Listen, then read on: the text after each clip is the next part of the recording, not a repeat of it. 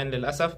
فالكلام لحد دلوقتي ان هو مصاب ومش هيلعب الماتش. بعد كده عندنا سون قدام برايتون، مهم جدا تجيبه.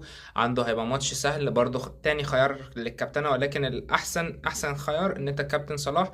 ولكن لو مش عندك صلاح أو مش حابب إن أنت كابتن صلاح، فسون هو تاني اختيار أحسن حاجة. بعد كده عندنا ماتش صعب لقدوس أو بوين لو أنت عايز تجيب واحد منهم قدام أرسنال. خد بالك إن قدوس الجولة دي هيلعبها والجولة الجاية هيلعبها، بعد كده أفريقيا ممكن إن هو يسافر.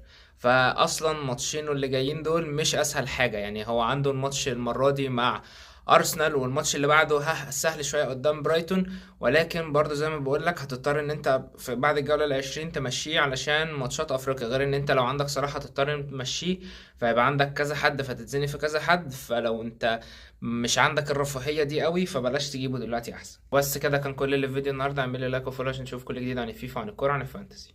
سلام.